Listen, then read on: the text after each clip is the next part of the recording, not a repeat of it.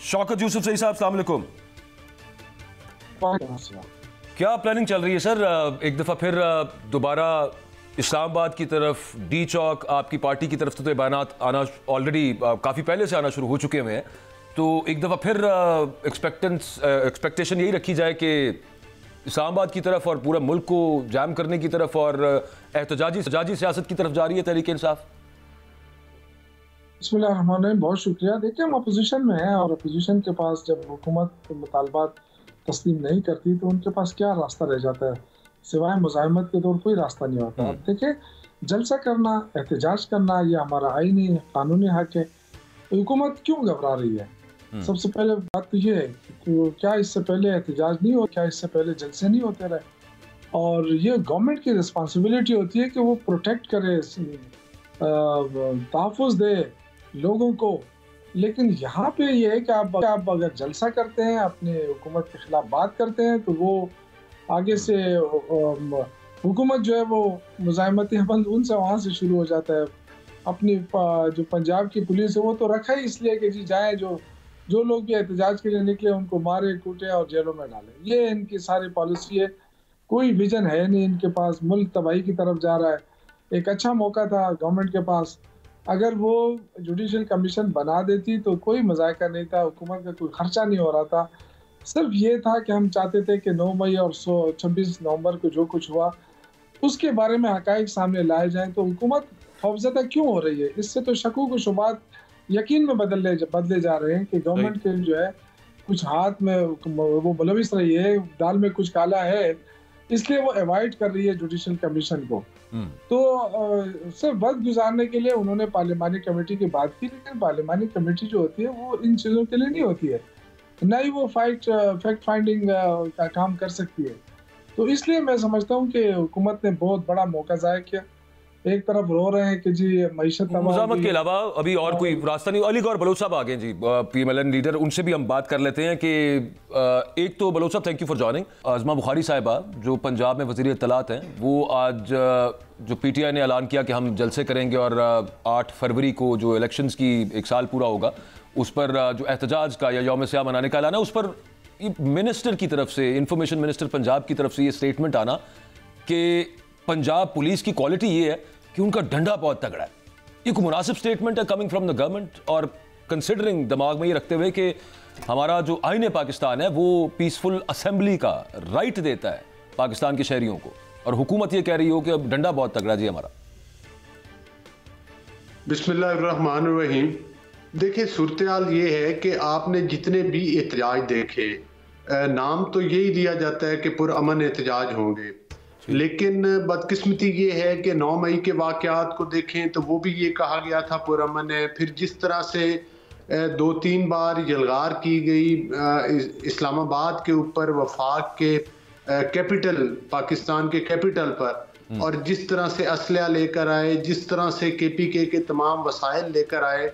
हमारा पड़ोसी मुल्क इंडिया है, वहाँ पर भी 50 के करीब रियासतें हैं, लेकिन आपने देखा कि वहाँ पर आज तक आपने देखा होगा किसी सूबे ने मरकज़ के ऊपर कोई इस तरह की चढ़ाई की हो, और जब आते हैं तो फिर साथ असलहा लेकर आते हैं, जिनका कि IG इस्लामाबाद, RPO रावलपिंडी, उन्होंने भी वो सारा असलहा दिखाया, और जो लोग वहाँ से पकड़े गए वो भी दिखाए।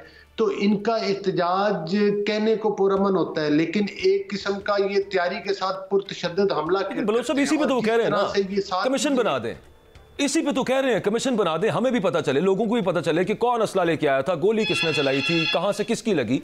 एक कमीशन बन जाए तो बेहतर नहीं हो जाएगा मामला, क्लैरिटी आ जाएगी। देखिए, बात यह है कि ये जो मुज़ाकरात शुरू हुए थे उसका बुनियादी मकसद यही था कि इन चीज़ों के ऊपर गुफ्तगू शनीद की जाए, लेकिन अगर आप मुज़ाकरात को मशरूत कर देंगे और उनको मुनक़ता कर देंगे और ये कह कर के हमारा ये मुतालबा तस्लीम ना हुआ तो हम मुज़ाकरात में बैठने के लिए तैयार नहीं हैं, और फिर रियासत को जो है आप ललकारेंगे बैठकर, तो फिर इस तरह तो आपके मुतालबात पूरे नहीं किए जा सकते। काबिल एहतराम अली गौहर भाई, जिस तरह मेरे काबिल एहतराम अकबर बाजवा भाई फरमा रहे हैं कि उज़्मा बुखारी ने डंडे की बात की और बड़े सख्त वाली गुफ्तगू है, इसी तरह PTI के KP के जो सदर हैं जुनैद अकबर साहब, वो कहते हैं शहबाज शरीफ के अब तो बच्चे रोएंगे PTI को नहीं छोड़ूंगा। मैं आपसे ये पूछना चाहता हूं अली गौहर साहब, क्या हुकूमत संजीदगी से इन बयानात को ले रही है और कोई पॉलिसी तरतीब दे रहे हैं? क्या है आपकी पॉलिसी इस वक्त? देखें, हम तो ये कहते हैं कि कोई भी सियासी पार्टी हो, उनको पुरअमन तरीके के साथ जो है वो एहतजाज करने का हक हासिल है। लेकिन इन्होंने हमेशा से इतने पुरतशद्दद वाक़यात किए, हत्ता कि जो पुलिस वाले इनसे तामील करवाने आते थे उनके ऊपर पेट्रोल बम फेंके जाते थे ज़मान पार्क में। ये भी तमाम लोगों ने देखा। फिर पूरे पाकिस्तान में ये भी देखा कि पुलिस की पेट्रोलिंग की गाड़ियों को उठा उठा के नहरों के अंदर फेंका गया।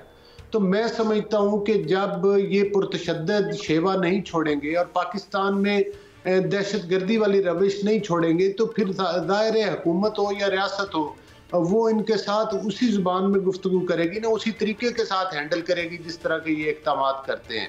और ये इनका पुराना वतीरा है। जिस तरह से सुप्रीम कोर्ट के जंगले तोड़े गए, पीटीवी के ऊपर हमला किया गया, मान ली आपकी बात पुराने वतीरे हैं, लेकिन नई पॉलिसी जो है उस पर मैं शौकत यूसुफजई साहब आपसे ये पूछना चाहूंगा कि जुनेद अकबर साहब ने बड़ी दिलचस्प एक बात की है। उन्होंने कहा कि पीटीआई से पैसे के अवज ओहदे देने के कल्चर को पीटीआई पार्टी में खत्म करूंगा।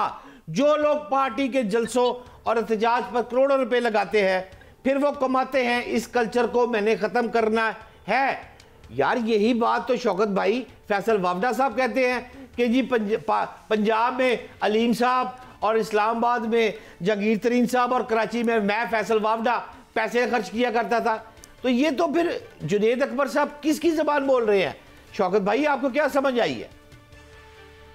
अगर फैसल वाडा साहब सही कह रहे हैं तो फिर तो वो तीनों को बाहर कर दिया गया है ना। अगर वो पैसा खर्च कर रहे थे तो तीनों इस वक्त पार्टी में नहीं है। तो जुनेद अकबर ने जो बात की बिल्कुल सही की। हम वर्करों की पार्टी है। और जो मेरे भाई ने बात की कि ये पुरतशद्दुद जमात है, आप मुझे कोई वाक़या ऐसा बता दें कि हमने पहल की हो। हमारे पुरअमन एहतजाज के ऊपर ये कंटेनर खड़े कर देते हैं। खुद इन्होंने इजाज़त दी थी कि संगजानी में जाके जलसा कर लें, आपको याद होगा, इस्लामाबाद में ना करें, संगजानी में जलसा कर लिया। हम गए, इन्होंने रास्ते में कंटेनर खड़े कर दिए, अटक से आगे सारे कंटेनर। उसको हटाने में रात हो गई और सीएम जो है वो लेट पहुंचा। तो वहां जाके वो क्या आपको फुल पेश अली गौहर भाई ये बात तो ठीक कह रहे हैं शौकत भाई, तशद्दुद क्यों करते हैं? मतलब ये तो उनका हक है। वैसे बात तो ठीक है शौकत भाई की। इतने कंटेनर ना लगे हों तो ये लड़ाई की नौबत ही नहीं ना आएगी। जी अली भाई देखें, जब इन्होंने 9 मई की दहशतगर्दी की थी जिसके अंदर शोदा के मुजस्मों को तोड़ा था, कोर कमांडर हाउस की ईंट से ईंट बजाई थी, केपीके का पेशावर का रेडियो स्टेशन जलाया था, उस वक्त भी कहते थे कि हम पुरअमन हैं। जब पीटीवी के ऊपर हमला किया था तब भी कहते थे पुरअमन है। जब कहते थे कि वजीर आजम को गिरबान से घसीट के बाहर लेकर आएंगे तब भी ये कहते थे कि पुरअमन है। तो कहने को तो बड़ी आसान बात है कि पुरअमन है। अगर 9 मई के वाकयात को देखा जाए तो आज ये सवाल करते हैं कि जनाब किधर थी पुलिस फोर्स और लोगों को रोका क्यों नहीं गया? वजीर आजम को गिरबान से घसीटना ये 9 मई की बात कर रहे हैं की जाती है। जी 9 मई को ये कहते हैं 9 मई को भी वजीर आजम ने गिरबान से घसीटा था ना, वो इमरान खान साहब को गिरफ्तार जो किया था, उसकी बात कर रहे हैं आप? मैं बात कर रहा हूं जब इन्होंने 13 और 14 के धरने दिए थे। अच्छा, उस वक्त जो ये गलीज जबान इस्तेमाल करते थे। आज भी ये कहते हैं गोली का जवाब गोली से देंगे, कफन बांध कर आएंगे, जला देंगे, ये करेंगे, आग लगा देंगे। तो ऐसी गुफ्तगू का किस तरह से फिर जाहिर है कंटेनरों से दहशतगर्दी को रोकना है ना। अगर आप शरपसंदी करना चाहते हैं तो फिर क्या मतलब है कि रियासत की जिम्मेदारी नहीं है? शौकत भाई शाप जवाब दीजिएगा, प्रोग्राम का वक्त खत्म होने जा रहा है। मैं सिर्फ इतना कहता हूं कि जिस तरह आपने कहा कि उस्मा बुखारी ने कहा है कि हमारी पुलिस का डंडा बहुत मजबूत है, डंडे हमारे पास नहीं है, लेकिन क्या हम ये लोगों से कहें कि जो हम जाके हमला कर रहे हैं, डंडा हमारे पास है, हम डंडों से मुकाबला करें? हम कोई डंडे शंडे लेके आने वाले डंडे और लाठियां लेकर तो आप आए, आगे कील लगे हुए थे। ये देखें, नहीं मेरी बात सुने ना सर, हम पुरअमन लोग हैं, हमें पुरअमन एहतजाज करने दिया जाए। जब आप आंसू गैस फेंकेंगे, जब आप आके लोगों को मारेंगे तो वो अपनी दिफा तो करेंगे ना कोई। लेकिन अगर हमारे पास कुछ होता तो आपके क्या ख्याल है कि डी चौक में फिर हम इस तरह हमारे साथ इस तरह सलूक होता? हम कभी भी बात है। Thank you Shaukat Yousafzai. अली गौहर बलोच साहब, जो सिचुएशन समझ आई है गुफ्तगू से, बट साहब मुझे तो आगे अगेन बंदा क्या इस पे कहे, कोई अच्छे की उम्मीद मुझे यहाँ पे नजर नहीं आ रही। मामला हल की तरफ जाने की बजाय फिर अगेन वही एक धमा चौकड़ी मची होगी, एक सड़कों पर वो धमाल चल रही होगी और यहाँ से पुलिस, आंसू गैस और उधर से डंडे या पत्थर जो मतलब जो भी है। लेकिन ये कोई तरीका है जिस मुल्क चलाने का, और हुकूमत यूं करती है। दुरुस्त कह रहे हैं, हुकूमत यूं करती है, ऐसे करती है, वैसे करती है। ये जो अपॉइंटमेंट नहीं हुई है जुनैद अकबर साहब की जी, ये सिर्फ हार्ड गुफ्तगू के लिए हुई है।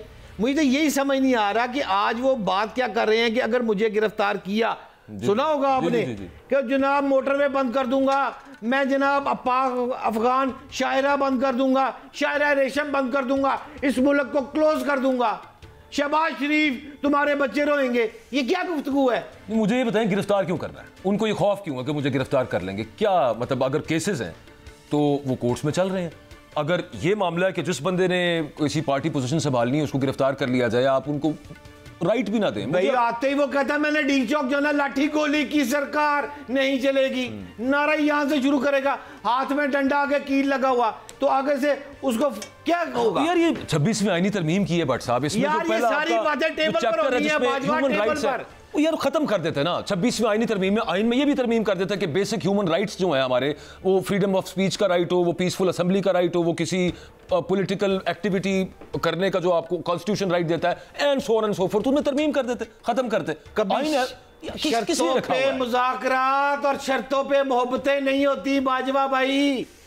कमीशन बनाओ फिर मैं आके बात करूंगा। सर जी, ये क्या शर्तें हैं? मेरा क्या गल करो यार। देखिए इधर आइन की तौहीन चल रही है, आप बात करें कि मुज़ाकरात में कुछ नहीं निकल रहा, वो तो बात की बात होगी। एक फिक्रा बताएं मुस्लिम लीग नून का जिसने कहा कि मैं कमीशन नहीं बनाऊंगा, ये बताएं एक फिक्रा।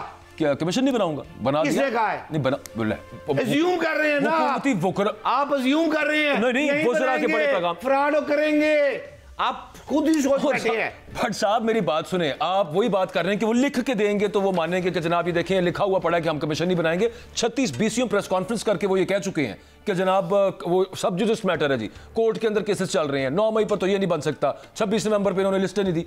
वो एक या तो उनको घर तक छोड़ के आए ना, अगर मुस्लिम लीग नून वाले झूठे हैं, हाँ होंगे झूठे, मुझे नहीं पता, लेकिन वो मुंह से कहें कि हम कमीशन नहीं बनाते। वो ये चाहते हैं कि वो घर छोड़ते छोड़ते हो ना वो 2030 आ जाए, तब तक इतना यार 10-15 दिन महीना गुजर जाएगा और अच्छा चले मान ली बात, मैं शिकस्त हो गया। ये प्रोटेस्ट करने नाल मुज़ाकरात हो जाएंगे, क्या चाह रहे हैं यार ये लोग? क्या मतलब है? उनका पॉलिटिकल राइट है, कॉन्स्टिट्यूशनल राइट है। ये मरियम नवाज साहब, ये भी टीवी पे उनकी फुटेज भी आ रही थी साथ, ये उन्होंने ये आपको याद है ना, उन्होंने कहा था पावर टॉक्स टू पावर, मज़ाहमत होगी तो मफाहमत होगी। यहाँ पे भी वही चल रहा है भट्ट साहब।